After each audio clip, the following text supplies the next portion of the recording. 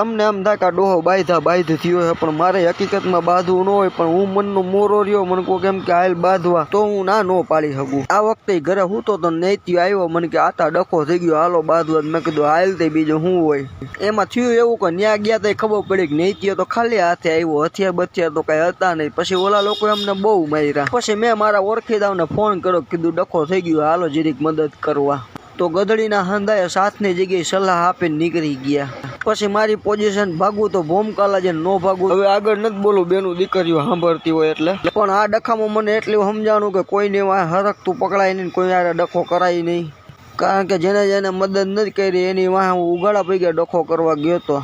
અને કેટલા તો મેં એની વાહ ખર્ચા કર્યા. કેટલી વાર વાહો કાબરો થઈ ગયો. વખત આવ્યો ને મેં એની પાસે મદદ માંગી તો મહાણિયાઓ મને કહે અમને પૂછીને ડખો કર્યો તો. પછી આપણે આ તેડી કકડે ને આપણાથી ન બોલવું હોય તો બોલાવી દે. તમારી બહેનને અફઘાનિસ્તાન વાળા કિડનેપ કરી લે ને તમે છોડાવવા હાટું મારી પાસે મદદ માગવા આવો તો અહીંયા અમે કહી તમારા બાપાએ અમને પૂછીને લગ્ન કર્યા હતા. આ તેડી કકડે એટલે બોલાઈ જાય ભાઈ, નકર અમારે બોલવું તો ન હોય. છેલ્લે પૂછવાનું એટલું કે તમારે કોઈ પાસે આમાંથી નીકળવાનો રસ્તો હોય તો મને બતાવજો, મને ફોન કરજો, મને મેસેજ કરજો.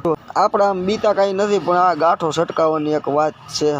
આ ઓના જેવું વાણંદની દુકાને ગયા હોય ને પછી પલાઈ રહ્યું હોય એટલે મુંડાવી તો પડે જ. આમ તો ભારત વાળો નરેન્દ્ર મને આમાંથી કાઢી શકે મેં, પણ અમારે થોડોક પેલાથી મન દુઃખ હતું તો એ મને યાર બોલાવતો નથી એટલે મને આમાંથી કાઢતો નથી ને હું હલવાઈ ગયો ભાઈ.